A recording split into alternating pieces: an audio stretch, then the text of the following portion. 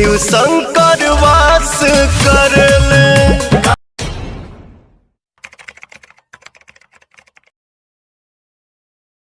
अच्छा सुनो, सब्सक्राइब करते वक्त ना घंटी बजा देना, ताकि जब मैं ऑनलाइन आऊँ तो तुम्हारे फोन की भी घंटी बजे। अरे पवन भैया कहाँ रहला तू? अरे तोहरा चल जाला से चैनल के व्यूज खत्म हो गइल। वैसे बतावा कहाँ गई रहला इतना दिन से? पहला जहवा पवन गंगा धारा। अरे हमके तो पता नहीं कि ये पवन गंगा धारा कहाँ बहला। वैसे अभी बोलबम में सभी लोग का कहता है बतावा।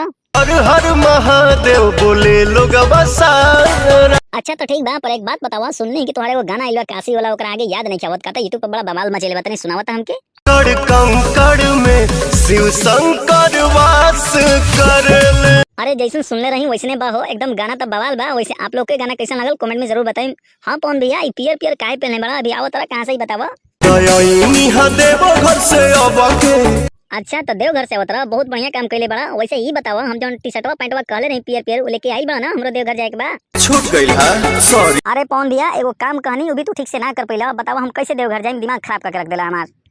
काहे लगल तू दियो जस भभक। लगलू ना लगल, कहे कि हम लड़की ना लड़का हई, तोहरो लड़की में रहत रहत लड़की लेखा दिमाग हो गइल बा। वैसे हमके एक बात बतावा, जौन तोहरा के हम सुंदर संस्कारी सुशील एगो माल पटवा के देले रहनी, ओकर का हालचाल बा? कैसन बिया? सुन सब भुला के बाबा के लगे आके। अच्छा सब भुला के एकरा आगे भी बोलबा कि इतने पे स्टॉप रहबा? बनी गईनी पुजारी रे। और सुन। हाँ बोला बोला, सुनते बानी। काहे के बुनी बरसात में कोनो काम धाम भी नहीं के।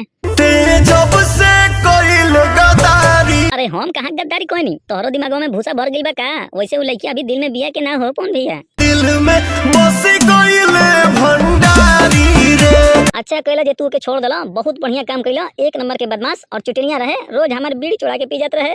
वैसे ही बतावा, अब ओकरा गोइला के बाद तोहरा कैसन फील होता है?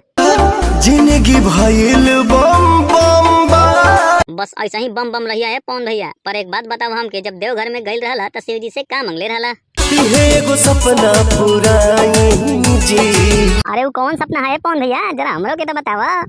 हमरे सोना के हमर दुल्हन बनाई। अच्छा तो तू अपन सोना के दुल्हन बनावल चाहत रहा का? तो ठीक बा, तोहार दुल्हन बन जाई। पहले बीड़ी फुकनी से पूछ ले कि तोहार दुल्हन बने खातिर तैयार बिया ना उ? हाँ ये पवन भैया, बीड़ी फुकनी राजे भैया तो शादी करे खातिर। पर एक बात बा, हमके लागत है कि तोहार पावर खत्म हो गइल बा, काहे कि वीडियो बनेला के बाद वीडियो पर व्यूज ना आई। पावर खत्म ना होई। अच्छा तो इतना विश्वास के साथ कैसे कह सकत रहा कि पावर खत्म ना हुई? वैसे ही बतावाई पावर तोरा दे लेके बा। मेरे भाई सब नाम दिए हैं पावर स्टार।